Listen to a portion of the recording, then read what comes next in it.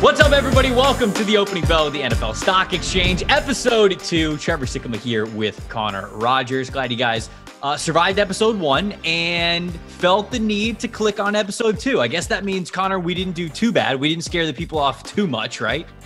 Yeah, it's a good sign that people are back if they're listening to this. We got the first one. The first one's always the toughest one because it feels like we got to explain, like, hey, why we're here, how this came together. Right. Also, it was the craziest playoffs we've ever seen over the weekend. Oh, yeah, and Trevor has a new mock draft out. So it was like going into the wee hours of the night.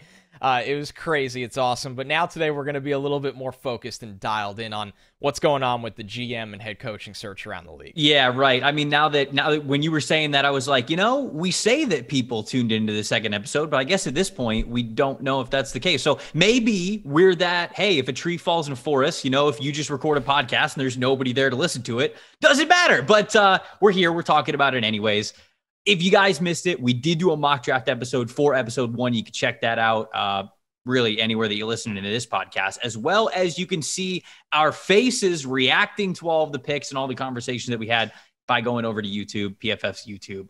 You could see that over there. So Connor hit it right there. He told you guys that what the topic is today, head coach and GM vacancies, because as much as we are going to get down to the nitty gritty of breaking down these prospects in this 2022 NFL draft class, and we are, I promise you, I know it feels like we talked football games at the beginning of yesterday's podcast, and here we're not talking any prospects really like in particular.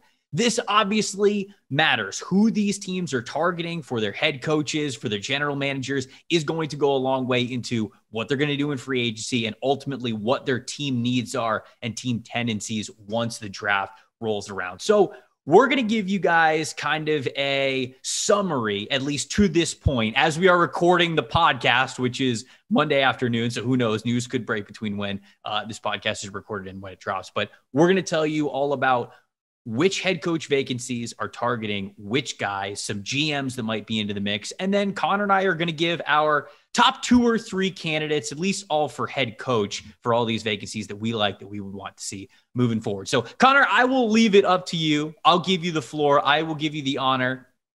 What team do we want to start with first here today?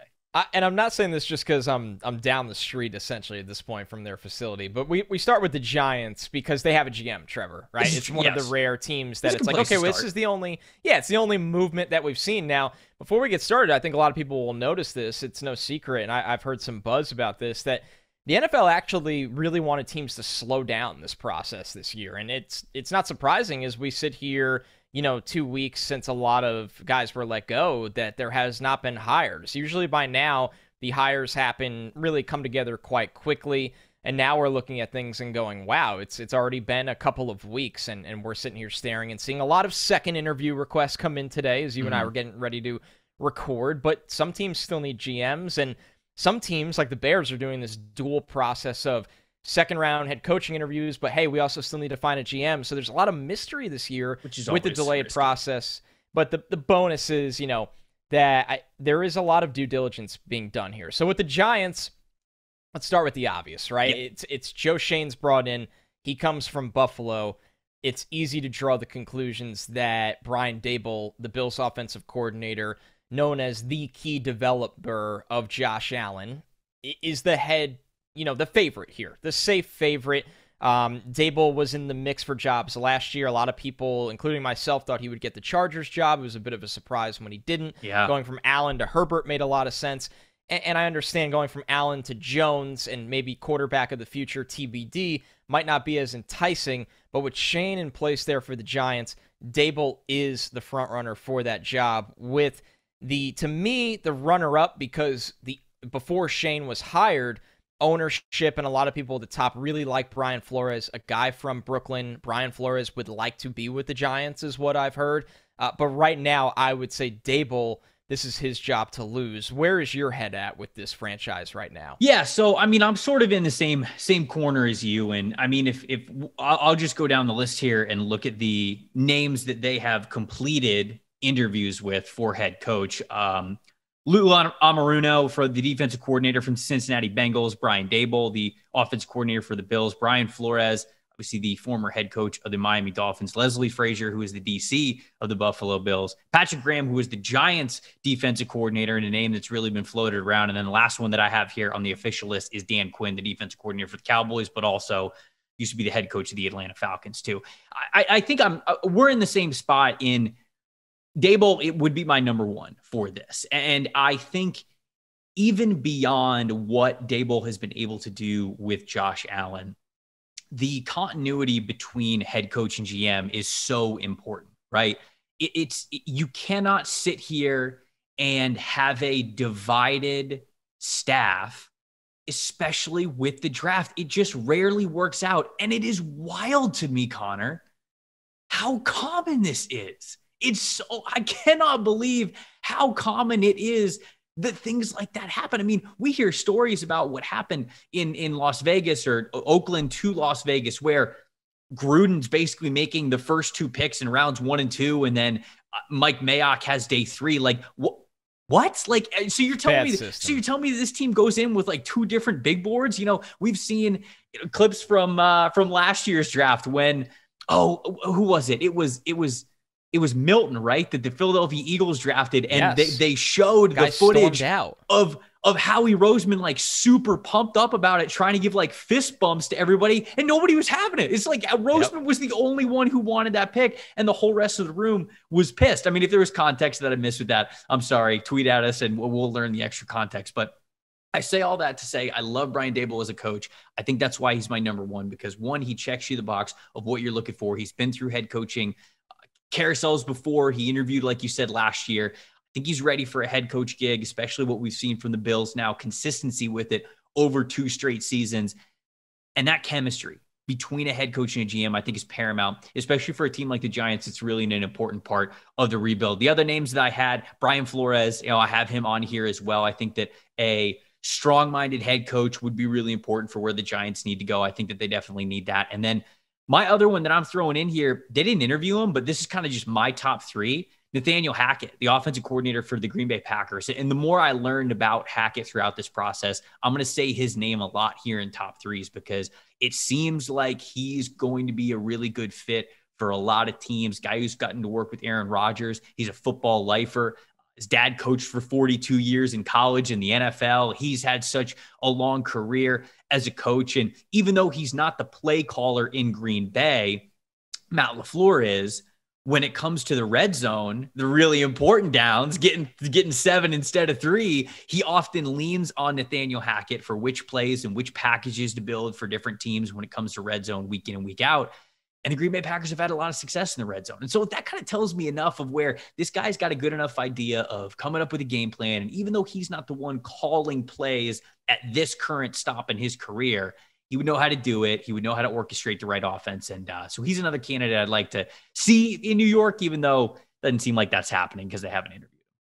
But I like where you're going with the thought of offensive mind, because the Giants have not been able to get offensive coordinator right lately. Obviously, Jason Garrett was a bit of a disaster there, and it makes you wonder, as much as we like Brian Flores as a head coach overall, Brian Flores' fatal flaw was the inability to hire the right offensive staff down in Miami, and that's what, amongst many things, led to the divide down there. So when you look at it, people could sit on the other side and, said you get Brian Daboll, Hackett, an offensive mind, your defense is already built in because you can keep Graham there as a defensive coordinator who has had success there. Coaching that defense is apparently well liked by the players on that defense built in. So I think the pathway or the runway with no matter what ownership, this is an ownership group that really needs to let go and let the guy they hired in Joe Schoen build this the way that he sees fit. They kind of have to do this where they don't have to, but it makes more sense to bring in a guy like Daboll that's an established play caller, that's an established quarterback developer right now, and say, hey, what can he get out of Daniel Jones? And I do think with his mobility, he would get more out of Daniel Jones. But even if you fail with him, let him draft his own guy, develop for the future, and just get more creative on the offensive side of the ball, while also maybe keeping that continuity on defense. I think that's something that Giants fans would get behind, because if you're getting better offensive coaching, the decent defensive coaching you already have, but more importantly, a guy at the top in Shane that's going to build this right way, like your mock draft yesterday, Trevor, where you have, getting pass rush help in KT, getting offensive line help in Linderbaum. The beef. You could see a foundation for the Giants for the first time in a long time. So I would be surprised if this is not Dable. Now, we're going to go through some teams today on here that really do like him, but I think the Giants have enough pull in this situation where, if he's their guy, you would think Shane would be able to land him. The one wild card in this, I do know they interviewed Dan Quinn, who's from New Jersey, but Quinn has been like the darling of the market right now. It almost seems like he's gonna have the job of his choice. I think. Okay, crazy. So are we doing the Broncos next? Let's just go right into the Broncos since we're segueing with Dan Quinn. Okay, so I'll read off the list of guys who have interviewed for the Broncos head coaching position here. Obviously, George Payton, they have a general manager. He was hired last year, and so he's not going anywhere. He's still going to be there. He's a good one. And I do think that he's a good one. I think that Fangio got screwed a little bit, but again, I don't know how much of that is Payton, and I don't know exactly what's going on behind the scenes, but I do think that he's a good GM. I certainly think that their draft last year was fantastic if you take the quarterback element out of it. For the players that they acquired, they've all been pretty damn good. So for the Broncos, who they have interviewed: Eric Bieniemy, the Chiefs offensive coordinator under Andy Reid; Brian Callahan, the Bengals offensive coordinator under Zach Taylor; Jonathan Gannon, the Eagles defensive coordinator; Luke Getsy, the Packers quarterback coach and their pass game coordinator; Aaron Glenn. Yes, Aaron Glenn, for all you Madden heads out there who remember drafting Aaron Glenn in, like Madden 2005, 2006. Now he is up for head coaching vacancies as the Lions defensive coordinator this year. Nathaniel Hackett is also in here, Packers offensive coordinator. Jared Mayo, another shout out to Madden players everywhere who not too long ago were drafting Jared Mayo to be a veteran inside linebacker for their 3-4 fantasy drafts. Now he is interviewing for head coaching positions, which, God, I'm old. Kellen Moore, the offensive coordinator for the Dallas Cowboys; Kevin O'Connell, the offensive coordinator for the Rams. And the last name on this list is Dan Quinn, the defensive coordinator for the Cowboys. Man, I'm not going to lie to you, Connor. I like Dan Quinn. I do. Too. And good energy. And so many people out there are going to roll their eyes about it because of Dan. Well, the big one is Dan's failure to get the Super Bowl when they had that opportunity against the Patriots, right? It's Dan Quinn's Atlanta Falcons that his defense played a big hand in them blowing that 28-3 historic lead. Yeah. They have a good year the next year, but they're bounced out of the playoffs. And then after that, I think it was just like 7-9, 7-9, 7-9. But the thing with Dan Quinn, where a lot of people can look at the negatives, and he certainly had negatives, and there's a reason why he's not the Falcons head coach anymore. Those Falcons teams started off really poor in the season. And does that have to do with Quinn? Yes, it does. But I felt like even in the years that they were struggling, those 7-9 seasons, he continued to get those guys to buy back in and play for him and finish strong all the time. I can't find a player who had a negative word to say about Dan Quinn, whether it was with the Atlanta Falcons or whether it was with the Dallas Cowboys. He is a player's coach. Players love to play for him. He's got fantastic energy, like you mentioned. He is a leader of a coach. He's got a lot of experience now of what worked, what didn't. He's reached almost the mountaintop of Everest and winning a Super Bowl, but not quite getting there. And he's also experienced, obviously, being fired. That stuff teaches you. And Dan Quinn, to me, is that coach that you mentioned earlier. You get a defensive coach, you've got to be able to get an offensive coordinator. That's the key. And if he can get a good offensive coordinator, I'm telling you, I'd like Dan Quinn, not just in Denver, but in a lot of different spots, because I think he's one hell of a leader of a coach, and I think players like to play for him. Well, when you see like a Luke Getsy on that list, it makes you wonder, is that an interview for a reason, right, Trevor? When you see a quarterback coach on the head coach list, yes. Do you bring a guy in like that and say, hey, you're a quarterback coach now. Do you want to be? I also just find it interesting that they interviewed the two guys that work hand in hand with Aaron Rodgers. That just interests me personally, that they interviewed his offensive coordinator and his quarterback coach. I wonder why. Yeah. And let's be real. The hottest buzz to get this job has been Dan Quinn for 10 days now. Mm-hmm. So are they trying to already set this up? I don't know, but it makes a lot of sense because I agree with everything you said about Quinn, and I think the variable for me is more so, does he have the offensive staff to come with him to get this right? Because if he doesn't, then none of it matters. He won't be good enough there. He'll just be the same, not the same as Fangio, but not different enough. So also, when you hear all that, doesn't it make you kind of wonder why the Cowboys don't just elevate Quinn to head coach, run it back with Moore as offensive coordinator? And McCarthy is it just feels like this is going 1 year too long. Sure. And they might look back at that and go, man, maybe we had the guy here without having to shift the rest of our staff. I know that's more difficult to do than how I'm presenting it, but it just makes you wonder. So when I look at this list, I think it's Quinn's job to lose. He's the number one on there. The guy that I think is a sleeper in this is Kevin O'Connell, the Rams offensive coordinator for the last 2 years. And yeah, everybody can laugh and say, oh, another friend of Sean McVay, right? When you look at it, that we did this with Zach Taylor. I mean, it really is this all over again. I'm waiting. Like, when is Sean McVay's hairstylist gonna get a head coach like interview? A legit gig? You know what I'm saying? Well, when is his chef gonna get an offensive coordinator interview? That's what I want to know. When we get to that level of Sean McVay. So Kevin O'Connell to me has like the superhero resume of friends with young offensive studs in the NFL. Not only has he been McVay's offensive coordinator for 2 years, but he's also, he's obviously, I think he's crossed paths with Shanahan before as well. So you're looking at just a total, from that tree kind of guy. Totally. And I think I look at the Broncos here, and now I don't know if O'Connell possesses the qualities yet that you mentioned with Quinn, where he's going to come in. Players love the guy. They don't quit on the guy. They play for the guy. He's going to have the respect of the room, and people are going to believe. And Denver's roster is good enough where you would think they could win, assuming they could figure out the whole quarterback dilemma. O'Connell, I don't know if he has those qualities yet. I truly don't, but I do know he can coach an offensive game plan at this point. He's very qualified to come in and elevate an offense. So to me, he's the far away runner-up out of this very long list that I go, you know what? O'Connell's got a couple interviews this year.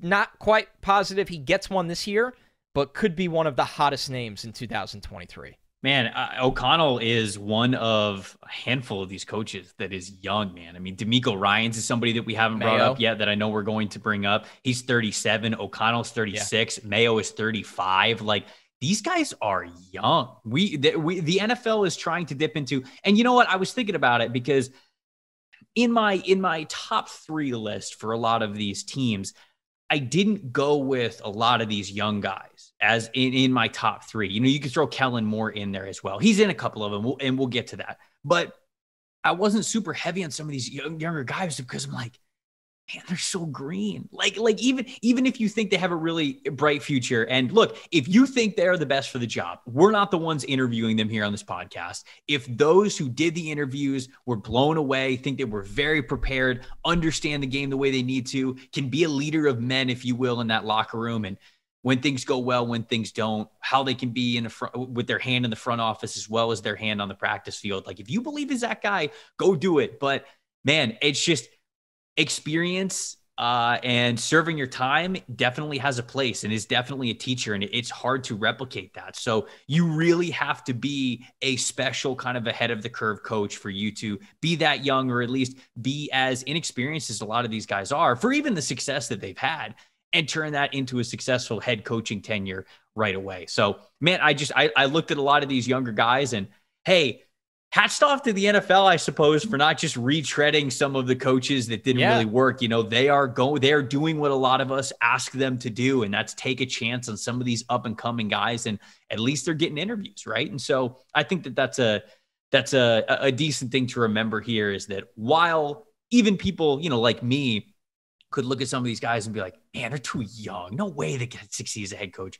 Teams are doing their due diligence, or interviewing guys that are older and experienced, and even taking a chance looking at some of these younger guys, which I do like. My 3 for the Broncos, just before we moved on, just so everybody had it, I've got Dan Quinn on here. I also have Nathaniel Hackett on here. And then Jim Caldwell. Jim Caldwell is another one that I really like here. I think that he obviously got screwed kind of last time that he was a head coach, had a successful tenure with the Lions. And yeah, he couldn't get over the hump, but for him to really not have any kind of head coaching career after that is pretty crazy. And I think that he would be a good head coach for them. And I like Jim Caldwell for a lot of the reach that he has around the NFL. He's been in the NFL a long time. He knows a lot of people. And I think Jim Caldwell gives you an experienced guy at head coach for a roster that's already pretty dang good. And he might be able to get some dang good coordinators underneath him to really, whatever quarterback is coming next in Denver, that be the kickstart to this team making the playoffs, really competing, things like that. I still believe that their best plan of attack is kind of what you said, that dream of maybe Dan Quinn as head coach.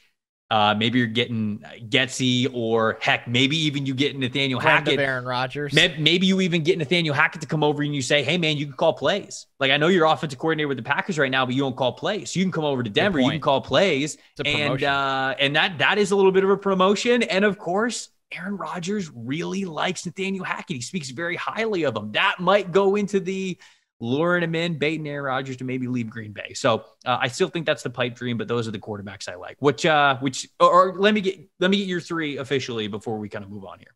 Yeah, so for the Broncos, I'm with you. Quinn's at the top, and then I would go with Kevin O'Connell as the runner-up. Okay. And then, like you said, it kind of becomes a little bit of an open world after that where there's a lot of different names. I don't think those Packers guys are ready to be head coaches yet. So I would lean with a young guy like Mayo that has a lot of promise. But once again, him and O'Connell, different sides of the ball, are very far runner-ups compared to where Quinn is at in the process right now. All right, what team are we talking next? Let's get to one more before we hit it. We're going to go Minnesota Vikings here, who don't have a GM, as you and I sit here and record this pod.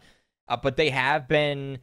It looks like they've narrowed their GM search down. We know there are two finalists right now. It would be Ryan Poles from the Chiefs, who has had plenty of interviews and is another young guy. I believe he's 37 years old. And Kwesi Adolfo-Mensah, the Browns, VP, who originally an analytical background, but he's had his hands in everything on the roster. So another really promising candidate. So those are an exciting duo of finalists for the Vikings at GM. But let's get into the head coaching search here as well. Now, since the beginning of this process, I think I even texted you, Trevor, I have heard Todd Bowles has been a big-time name involved in this process, and somebody that Minnesota's... Obviously, you have ownership handling a lot of this interview process without the GM being in place yet, and they do like Todd Bowles. Now, Mike Garafolo from the NFL Network has now updated very recently and said Bowles is firmly in the running since that first interview. So before the first interview, heard they liked him a lot. That went really well. Now Garafolo from the NFL Network saying he's right in the mix. D'Amico Ryan's interview there, that's one I'd really like because you're almost going for the young version, right? You're getting a young defensive guy, big-time energy. I think D'Amico Ryan's, to me, that he has a big-time ceiling. He's the type of guy that could be there for a very long time and establish the identity of your program going forward. Now, the only question I have there is Poles and Adolfo-Mensah are very young guys. Do you want to pair the decision maker, the very young decision maker, with a guy with experience? Is that going to get Bowles over the hump compared to a D'Amico Ryans? That was kind of my thought process or my questioning here. And then to close it out, to give you a third one, because we are doing this in threes, I think Raheem Morris, right? If you're going with these defensive minds, it's almost disappointing that Raheem Morris hasn't had that other shot yet, and I'm very curious to see what he can do when he gets it. So to continue with the defensive theme, the theme of a leader, I look at Raheem Morris as well. Yeah, so the Vikings have interviewed all of those guys, obviously the ones that you mentioned there. Todd Bowles, they completed an interview with. Jonathan Gannon, again, the Eagles defensive coordinator. Nathaniel Hackett, once again on this list. Raheem Morris, they have interviewed. Kellen Moore, they've also interviewed. Kevin O'Connell, Dan Quinn, and then D'Amico Ryans. That's the list as I have it in front of me here. Yeah, I mean, like getting a veteran voice in there with Todd Bowles does make a lot of sense. It is interesting, the dynamic of having a young GM, whoever they settle on, and maybe a older, more veteran head coach. And certainly that can work out well and maybe even complement each other exactly the way that you want it to if things all go well, right? If egos don't get super involved. But as we know in the NFL, that is a big if. A lot of times you have these egos that are clashing against each other, and sometimes it forms this, this GM is super analytical driven, and he's all into different numbers of positional value. And, I want the football players that I think are really good. And I've been coaching this game a long time. And I'm not like it's trying to, right. Like, and I'm not trying to like impersonate Todd Bowles or impersonate anybody there. I'm just saying this has a possibility to exist if you have a veteran head coach who maybe has been around for a while,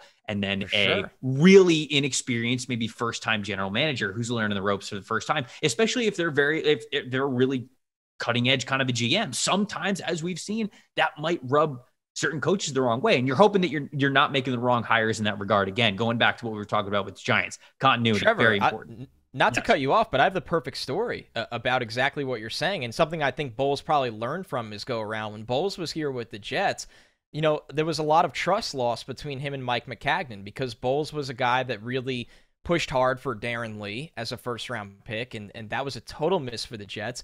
And Maccagnan missed on a lot of other picks, especially on day 2, for the Jets in key spots like Christian Hackenberg, that put Bowles in a really bad spot, having to speak for a guy they took in the top 60 and couldn't even see the field, could never get on the field. So what you're saying is spot on. Once you lose that trust from, well, you wanted this and you were wrong, and then the other guy goes, well, you wanted this and you were wrong, and then they don't speak to each other, and the drafts speak for themselves in the Maccagnan and Bowles era. Hopefully that's something Todd learned from, and it's a lot of it is not his fault, obviously, but of course some of it is. Those are very real things in the NFL that you just spoke to.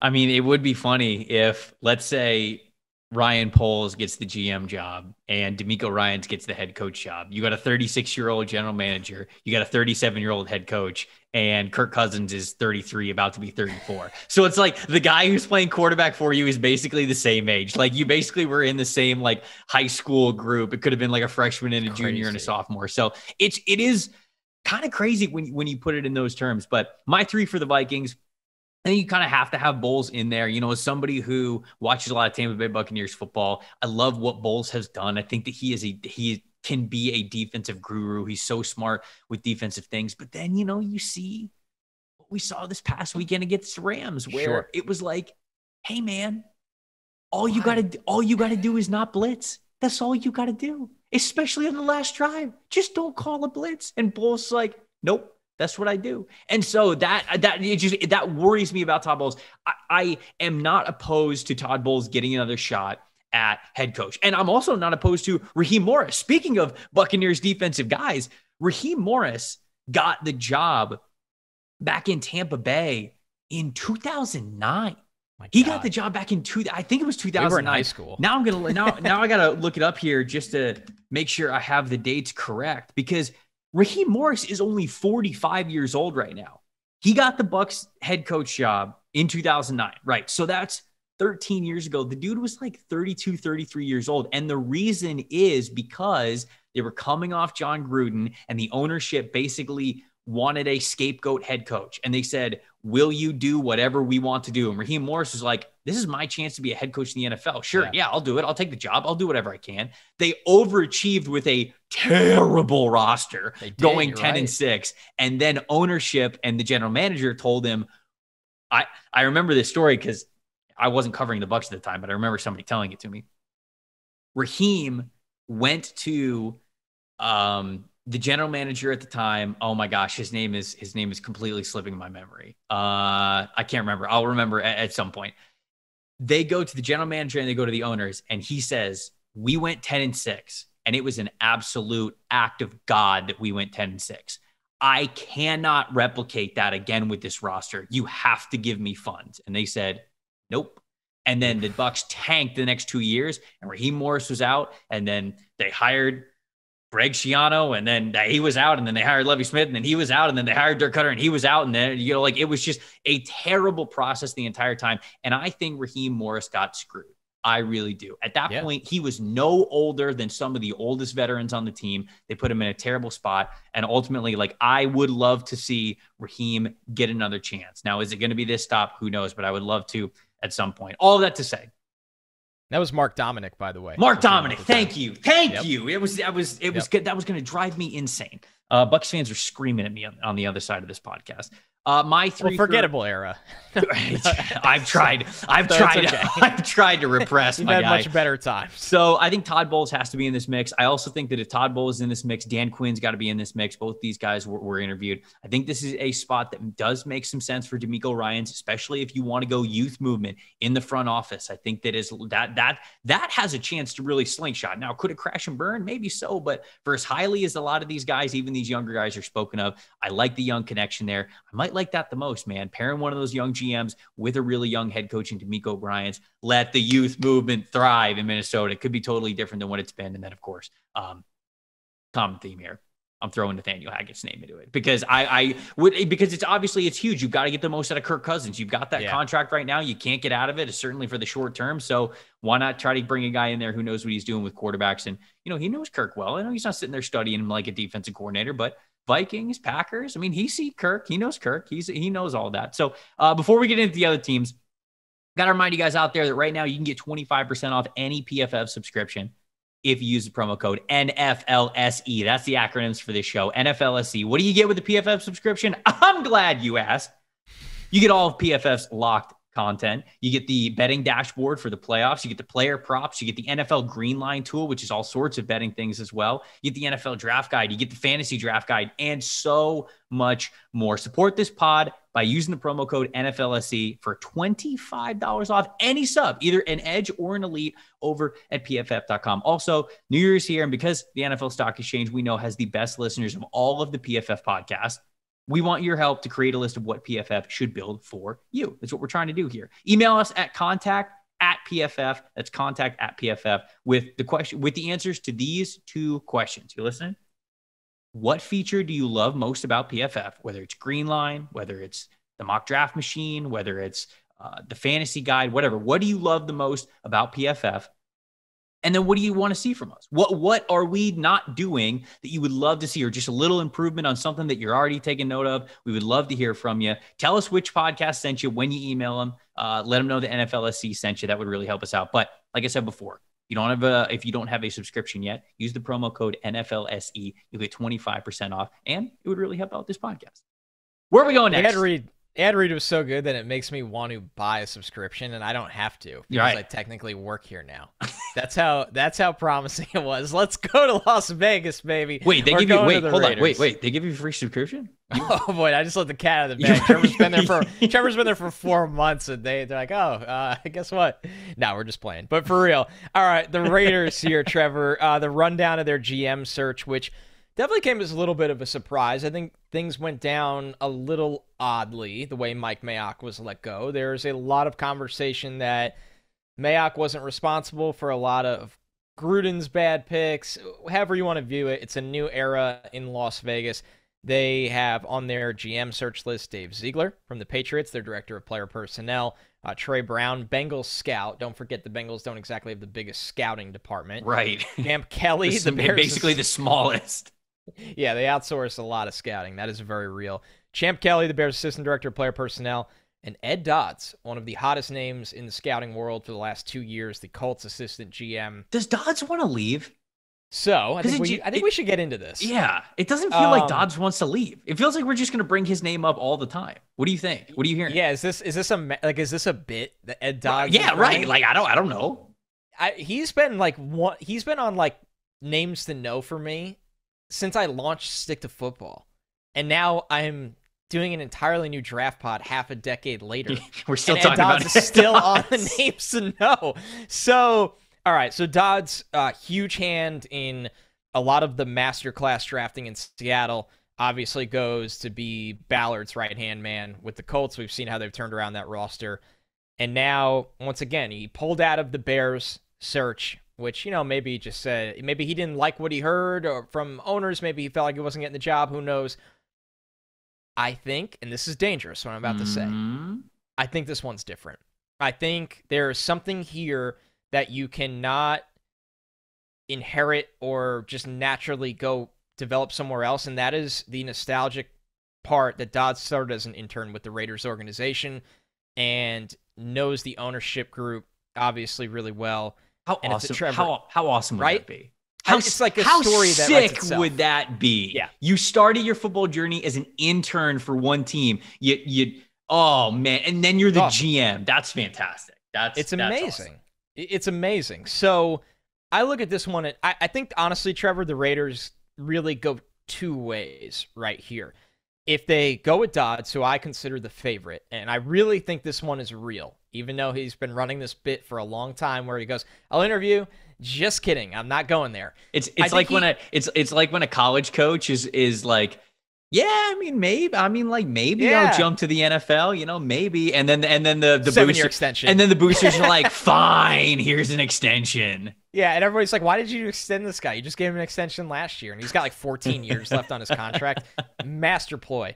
So if they go with Dodds, who I personally consider the favorite, there's a lot of questions. Like, does Eberflus, who's with Dodds or the Colts, come into this conversation? Do they go splash with Harbaugh? Maybe. Who knows? The other route, it's really just like a fork in the road map here for the Raiders, in my opinion, is Ziegler, the Patriots way, where then you go into the Mayo or McDaniels conversation. I think that's the only two roads here for the Raiders, and I'm really excited to see how it plays out. Well, I think those are my three candidates, by the way, I guess, or four: Eberflus, Harbaugh, Mayo, McDaniels. Well, I think they've only interviewed two candidates, right? Bisaccia. Or at least, I know they've interviewed Bisaccia, but I think it was reported that they're going to interview Mayo, but that's it. They seem to be like, hey, we're going to hire the general manager first, which I like. I like doing that. You might need to pick up the pace here and get the GM because you only have one guy that you've interviewed and he's the guy in your own building. So I think they might need to pick up the pace here, but I do like the operations or the order of operations in which you're doing this. I like Jim Harbaugh for this job. I really do. I don't know if he's going to make the jump. But Jim Harbaugh was obviously a really great coach for the 49ers. He brought them a ton of success. They almost won a Super Bowl, right? He was on the forefront of a lot of stuff that we see now in today's NFL. I just think he's an NFL coach. I think he's an NFL coach more than he is a college coach. He had his success at Michigan this past year. Now I think is probably the right time for him to make the jump there. And this spot and the Bears spot are the only two where you really see Harbaugh's name come up. I think it also did from Miami, but I think he just said no to Miami. I think he flat out kind of just said, no, I'm not really interested, at least if I'm remembering that correctly. Raiders feels like it makes the most sense. And even if you're hiring a guy like Dodds to be the general manager, Harbaugh had a big hand in what went on in San Francisco, I think anyways, just top to bottom. I think he'd like to be involved in everything that was going on. And I think that would actually be a pretty good pairing.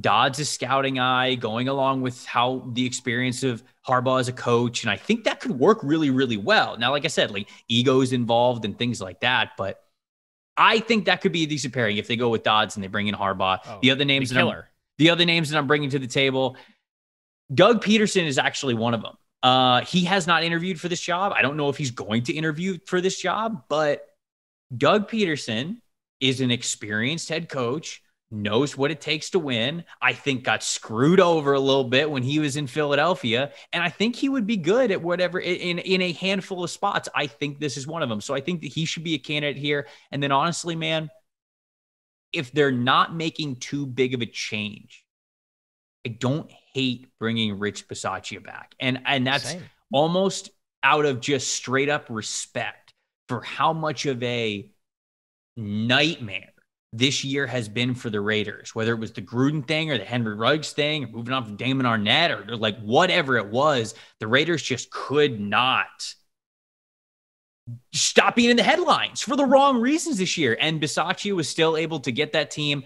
I know it wasn't the most impressive wins down the stretch, but it was wins down the stretch into playoff contention. And so I think that you've got to give him a fair shot. I don't think it's just this, he was the interim, we're giving him an interview, thanks for everything that you've done, we're moving on. I really do believe that if you are not changing much in the building or in the roster, you can bring him back and maybe feel pretty good about it. So those are my three. Those are my three that I have for the Raiders. But it is generally a big unknown. It is. And it, like I said, really two roads that I see for them right now. And it would be kind of crazy going back to Dodds being an intern there. When he was an intern there, Harbaugh was their quarterback's coach. It's just crazy. It's crazy. So it would be both of them coming back to the Raiders, totally different guys, totally established in each of their own careers. So it's something to keep an eye on. But with that being said, moving on to the Chicago Bears, who I find to have had maybe the most interesting process, or not the most interesting, but a questionable one in a sense that they are, some teams are like this as well, like we said with the Vikings, but they're in this deep part of their coaching search process, but they also don't have a GM. Right. So I don't really know the structure of how things are going there, but I'll keep this pretty simple for me here, Trevor. I think this is the one for Jim Caldwell because that should be the guy that makes a lot of sense for Justin Fields and has also coached a team, right? Like it's not as much of a dart throw as, Kevin O'Connell, guys like that. So I look at Caldwell. I get people may not be inspired by that hire, but I think you have to do what's right here for Justin Fields. And that's where I start with this. And he's getting a second interview. Eberflus is getting a second interview. Dan Quinn, who's got to be the busiest man on Zoom. Like, he's keeping the lights on at Zoom right now, Dan Quinn. So Zoom, the man bought Zoom stock before the head coach cycle, and then just started saying yes to every single invite that he got. Zoom Diamond. I don't even know if that's a real thing, but it's the most premium subscription of Zoom, where you have unlimited minutes. It's like a second cell phone bill. That's what Dan Quinn has. So, I mean, Eberflus is qualified to be a head coach. He's second on this list for me. I know Leslie Frazier was a hot name to get this job. We haven't seen him get a second one yet, but I'll say with what they've done so far, Caldwell makes the most sense. Yeah, so everybody that they've interviewed here, Dennis Allen, defensive coordinator for the Saints, they've interviewed Todd Bowles as well, Jim Caldwell, Brian Daboll, Matt Eberflus, Brian Flores, Leslie Frazier, Nathaniel Hackett, Byron Leftwich as well, the other coordinator for the Buccaneers, Doug Peterson, and then Dan Quinn. So I don't hate Doug there, by the way. So that is the name that I was going to add, because just like you said with Jim Caldwell, having that past head coach success, when you look at Doug Peterson, this is also another offensive guy, an experienced head coach, has made it to and won a Super Bowl, and he's a former quarterback and a former quarterback's coach, and I do think that he gets it there. I think that Harbaugh also makes sense to be in this conversation here for that very reason. A very successful head coach a couple of years ago in the NFL, knows how to get his hands on quarterbacks and make them perform very well. Also, like Brian Daboll here, certainly what he has done with Josh Allen over the past 2 years, absolutely give me that guy getting his hands on Justin Fields, because that's what this entire job is about to me. Nathaniel Hackett's the other candidate that I have there, and that was more, I think, like 5 names that I just named instead of 3. But it is just, to me, all about Justin Fields. What head coach can you get that is going to get the most out of Fields? Because the Bears are lucky that the draft fell the way that it did, and there were some quarterback-needy teams that did not take Justin Fields. They were able to capitalize on it by trading all the way up when everything looked hopeless for the Bears before the draft last year. They were able to make a massive move, a massive splash, get one of the most talented young quarterbacks in the NFL.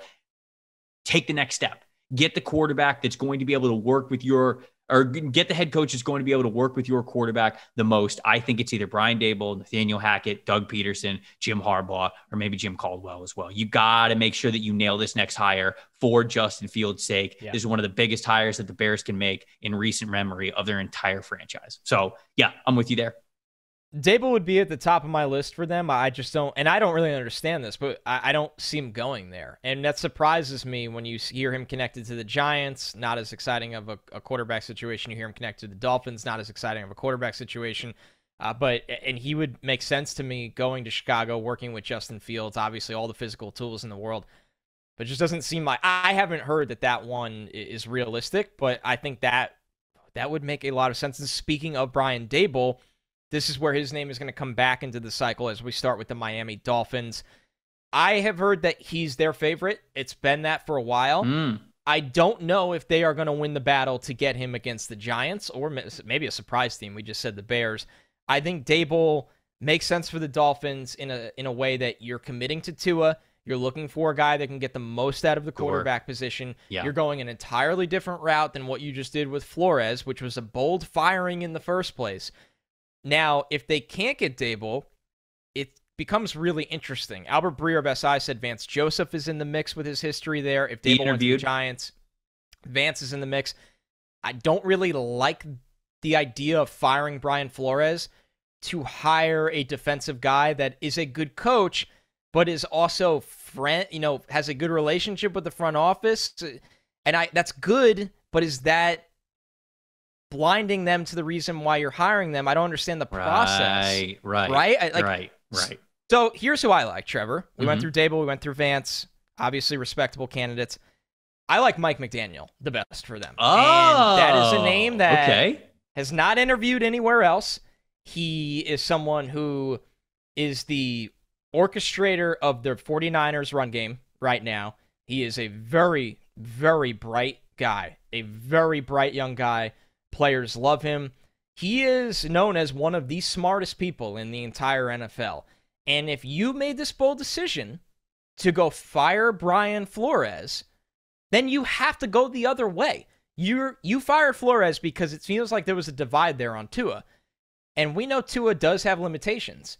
So you need to go hire someone that can get the most out of your offense despite the limitations they're working with. And if Dable is off the table, if he goes to the Giants or somewhere else, then that should be Mike McDaniel, in my eyes. Somebody that can rebuild your run game that has been absent, make a friendly offense for the quarterback, and brings a totally different vibe into the building since you didn't like the last vibe, apparently. Right. So for me, I lean McDaniel in that way. It's an absolute swing for the fences. It's a risky hire, but that would be my thought process if I was the Dolphins, and they obviously have interviewed him already. Yeah, Mike McDaniel has been with Kyle Shanahan the last 10 years of his career. Well, I mean, basically his entire NFL career. He was an offensive assistant for the Houston Texans back from 2006 to 2008, but he was with the Washington football team, which used to be named something stupid previously, but he was with Washington when Kyle Shanahan was the offensive coordinator there. He was the wide receivers coach when Kyle Shanahan went to Cleveland. He was the Atlanta Falcons offensive assistant when Kyle Shanahan went to Atlanta, and then he's been in San Francisco ever since Kyle Shanahan has been there. So every single place that Kyle Shanahan has got promoted, he has brought Mike McDaniel with him. He has brought this guy with him. And so I think that that's obviously a lot of great knowledge that he's been able to have working in Shanahan's system, working with Shanahan hand in hand. And so not just the run game, I think that he's probably got well-rounded views on offense in general. This would be a massive jump for him, though, obviously, going from the run game coordinator and working under Shanahan for 10 years to then jumping up to being a head coach. This is another situation where I would be wary of, can this guy make this big of a jump? Because that is a huge jump. You go from being worried about one aspect of offense. Not that he, like I said, not that he doesn't have knowledge on all of offense, but he's you go OC on now. Working on, he is the offensive coordinator. You're right. But that's new. Let's be fair. That's new. You go from working on one part of a detail because he was a wide receivers coach and then an offensive assistant and then a run game coordinator before he was the offensive coordinator this year. And you're so detailed in what you do to now being in charge of a whole staff of all the guys, of every roster decision, of a big board, of a free agency board, of everything like that. That's just a huge jump. It's a big ask. Huge. I'm not saying that he can do it. He can't do it, but it is a really big ask. The Dolphins are very confusing for me because they should not be on this list. Plain and simple. We should not be talking about the Dolphins needing a head coach. They fired Brian Flores, and it sure sounds like the reason why they fired Brian Flores isn't because of results on the field. It sure ain't because they went 8-1 in their last 9 games.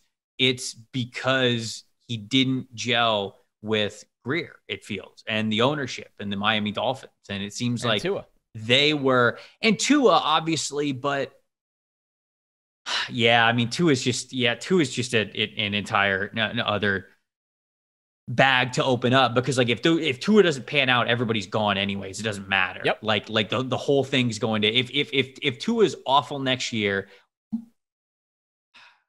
they're just So how could you hire? The Dolphins are such a mess, man. I don't really know what to do. Dable was obviously a fantastic head coaching candidate, so if they get him, fantastic. I think Hackett, get Hackett in with Tua, and maybe he can save him. I think that you maybe have some faith in that. The other name that I have on this list above McDaniel is I have Kellen Moore. You look at Kellen Moore and what he's done with Dallas Cowboys. Now, There are some things that he didn't do great this year when it came to just overall game plans, but he knows how to think against the grain. He knows how to be progressive.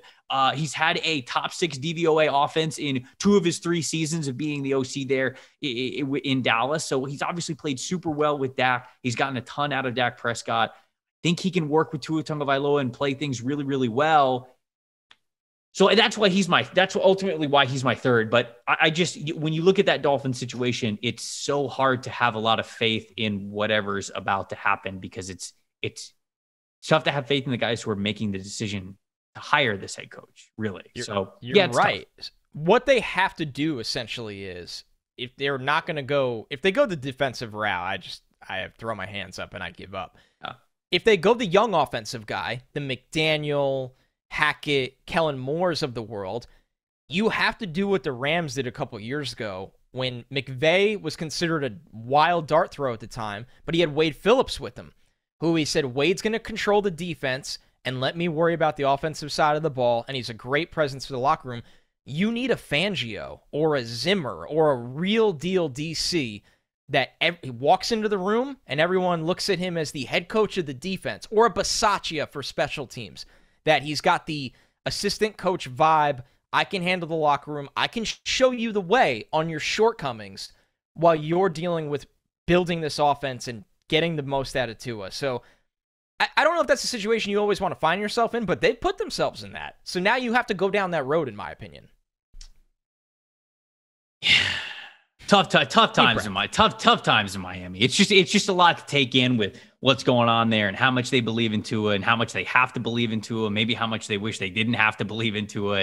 And there's a lot of things that are going on there. That offensive line's just absolutely terrible. So even if you get a better head coach who gets his hands on Tua and makes him a little bit better, how much does it matter behind that offensive line? How many years are we away from that? Does the GM and the head coach and even Tua himself survive that offensive line and what we're seeing in Miami right now? It's tough, man. That's going to be a really, really tough gig. Whoever gets that one, they have definitely got their work cut out for them. Well, in case you guys missed it yesterday, I got to repeat this beautiful Manscaped ad. And if you're watching on YouTube, you can just watch Connor's face the whole time, because probably going to be cold. Water so I don't burst out laughing. Roses are red, violets are blue. Here we go.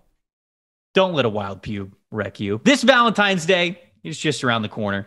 Our sponsor, Manscaped, they're here to get you ready for it. They're here to make sure that your balls are ready for this special occasion. This Valentine's Day, it's time to join the 4 million men worldwide who trust Manscaped, the leader in below-the-waist grooming, with our exclusive offer. Go to manscaped.com, use the promo code PFF, and you'll get 20% off plus free shipping. The holidays went by so quickly. Did you remember to take care of your package? That's a big question. With the best tools for the job, the Performance Package 4.0 from Manscaped is just the thing that every guy needs in their life to make every day just a little more special. Get 20% off and free shipping with the promo code PFF at manscaped.com. That is 20% off with free shipping at manscaped.com when you use the promo code PFF. Join Cupid and shoot your arrow with Manscaped this Valentine's Day. Boy, we just nailed it again. We've got 2 more teams that we're talking about. Speaking of making matches here, speaking of Cupid making some matches, Jacksonville Jaguars is the next team that I want to talk about. Obviously, when you have Trevor Lawrence right there, that is such an alluring piece of the puzzle. Now, the Jaguars have a lot of other things that they need to pick up the pieces of the puzzle that I feel like Urban Meyer threw over the table in a temper tantrum as he left the Jaguars high and dry in a lot of ways. Here's who they've interviewed so far.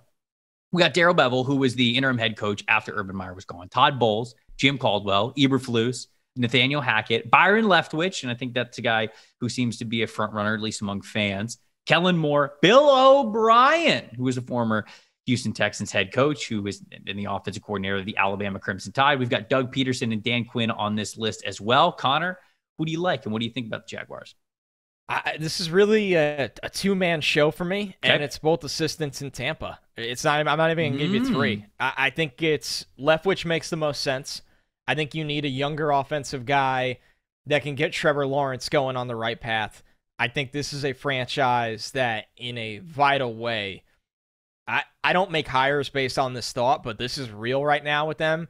They got to win their fans back, man. It's, for lack of a better term, it's a clown show. I mean, legitimately, just log on to twitter.com and look at all the Abbeys of the clowns. Never they heard are of it. Dude, angry. The clown Phenomenal. army change Phenomenal. for week, what was it, 18? 18 now, we're at 18 weeks. For week 18 was truly a work of art. It reminded me of when, you remember when Seahawks fans did the Russ like Baby Yoda thing? Do you remember this? So yes. that's what it reminded me of when they just together. Like took people coming together to hate the Jags' current product. It was beautiful. It was a beautiful sight. You Jags fans, I love you all out there. That was wonderful. You guys are fantastic. It's wild to me, Trevor, that a year after they had a number one pick of an incredible quarterback prospect and a lot of room to make decisions, that they are in this place right now where I don't know how desirable of a job this really is. And it's not going to be a Bill O'Brien, so at least you can exhale, Jags fans. I think Leftwich at least reinvigorates a little bit of the energy down there, and most importantly, works hand in hand with the guy that is going to make or break the franchise going forward, and Trevor Lawrence. If they really want a more experienced guy, then Bowles comes into play. I don't think that's a good job for him personally. So this is kind of a one-man show for me in Leftwich. Where are you at? The name that I actually like the most for the Jaguars is Doug Peterson. And it gives you that former head coach, I think, security blanket where you go, okay, this guy's done it before. He's not going to come in and just run a total shit show, or we're not going to have any idea how he's going to perform as a head coach. He has done it before. And, I mean, depending if Trent Baalke stays at the GM or what happens at GM, he could be a lot more fluid and I guess in control in that way too. If he's able to kind of handpick his GM, I would kind of like that situation even better. Then it doesn't have to, right? Then it doesn't have to be Doug Peterson clashing with anyone the way that he did in Philadelphia. And I think there, like that's a really good scenario. I know people like the flashier hit a home run on Byron Leftwich, the old Jags quarterback coming home to be the head coach, and a lot of risk there. But there is a lot of risk there. And as somebody who has followed Byron's time as offensive coordinator in Tampa Bay since it began, man, I remember the stories of Byron didn't want to really get into coaching. I remember Bruce Arians joking about us, telling these stories, how he had to beg and almost drag Byron Leftwich off the golf course in retirement, which he was enjoying, just to come be on his Arizona offensive staff. Now, obviously, he's not being held against his will. So he is there because he obviously continues to like coaching, and getting to coach with Tom Brady has probably only done wonders for Leftwich as a coordinator and potentially a head coach. And so it's all been good things for him, but it's not like Leftwich was this guy who was digging to get into coaching, couldn't wait to do it.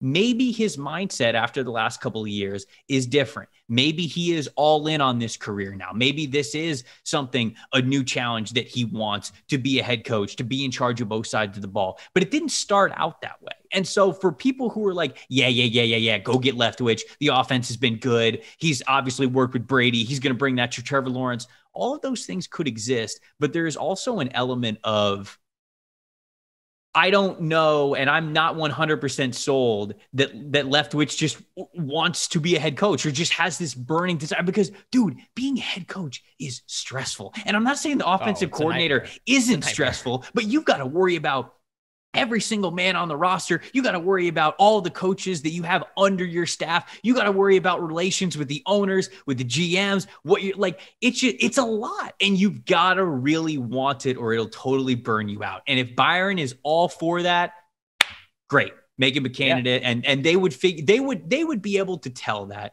in the interview process. Right. But that's really my only kind of reservation with Byron, when a lot of people are very gung-ho. And I understand the positives, just it's not like the perfect no-brainer situation. I actually like Doug Peterson a little bit more, but I understand why people like Byron for this job. Let's talk about the Houston Texans before we get out of here. We saved the best for last.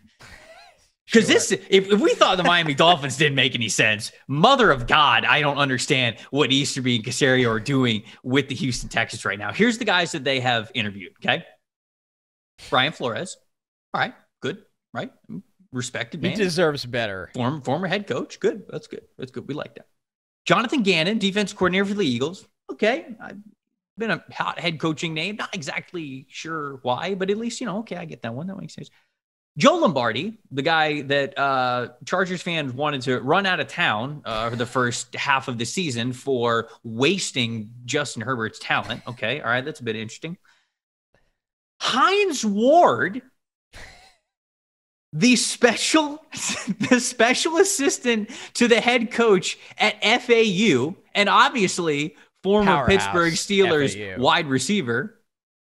And then Josh McCown. Yes, the quarterback that probably played for your favorite team for a short period of time. Oh yeah, Josh McCown. Not your team. I'm not just talking to Connor here. I'm talking to everybody. No, I'm talking to everybody listening. He probably played for your favorite NFL team, so he probably has some sort of allegiance to you at this point. He is also not just a head coaching candidate that they've interviewed, a front runner. This guy's never coached before. What?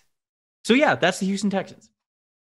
Well, all right. I almost wish you know how they do titles for these guys, and you did a really good job reading them. Like Chargers offensive coordinator Joe Lombardi and Hines Ward, like the wide receiver coach at FAU. I wish Josh McCown's instead of former NFL quarterback was like current dad, like current stay-at-home dad, Josh McCown.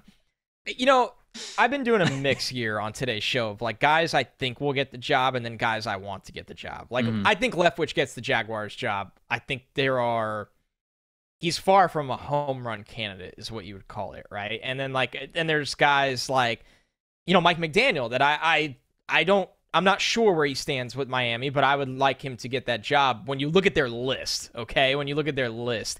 And I like your point about Doug with Jacksonville. With the Texans, I don't even know if it's worth playing that game. I think it's just this job is down to McCown and then maybe a little bit of a runner-up in Gerard Mayo with his New England connections to Caserio. I'm just going to be honest with you, Trevor, and I don't think Brian Flores should go there, first off. Like, that's why I'm kind of... I thought about Eric Bieniemy for this, too, and then I was like, dude, he don't deserve that. No. He does not deserve... Right, win right. Super Bowls. Yes. No. Yes. Yeah. I mean, really, like make an offensive coordinator's salary, a higher end salary, and win Super Bowls and get that playoff bonus money every year rather than being fired in 3 years from a horrible situation, 3 years being kind, and then being out of the league. So I think they hire McCown.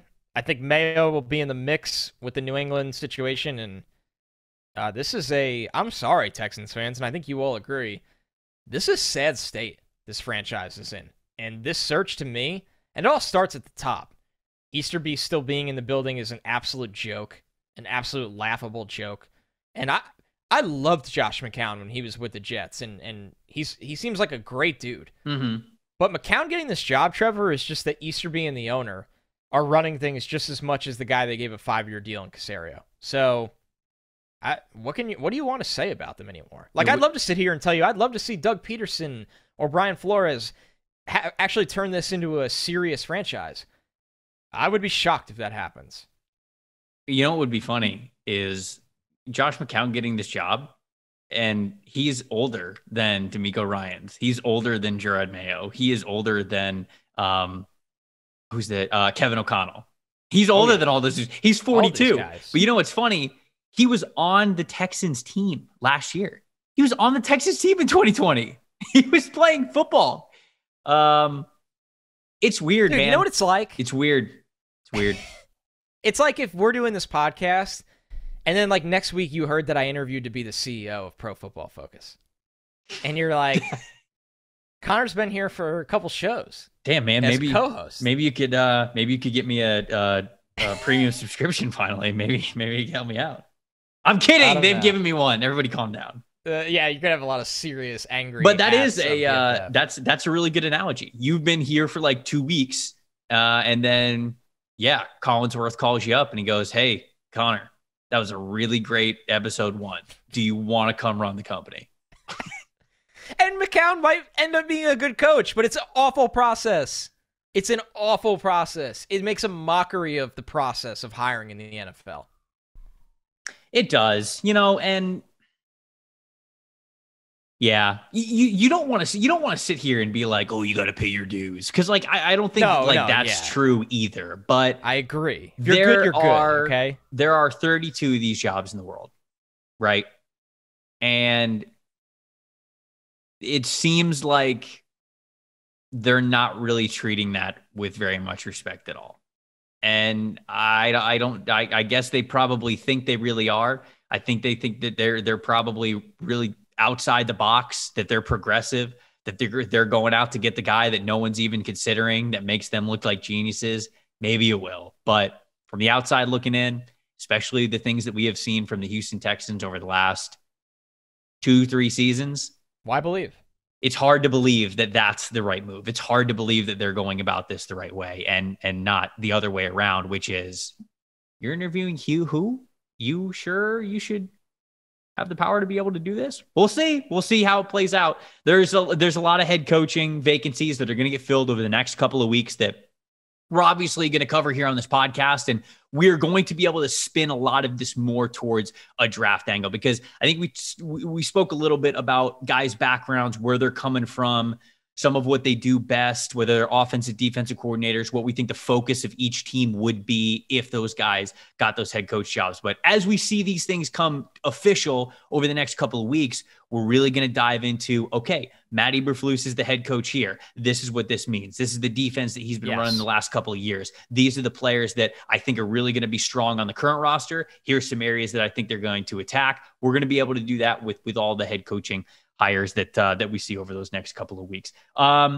Guys, if you listen to this podcast and you didn't check it out on YouTube, please go check it out on YouTube. For everybody who watched episode 1 on YouTube, I absolutely love you. Thank you so much for that. It was a mock draft episode, so the comment section was obviously popping, as it is with all mock draft content. But we really appreciate you guys listening to this podcast here on audio format, as well as watching it on video. If you haven't yet, go to Pro Football Focus YouTube.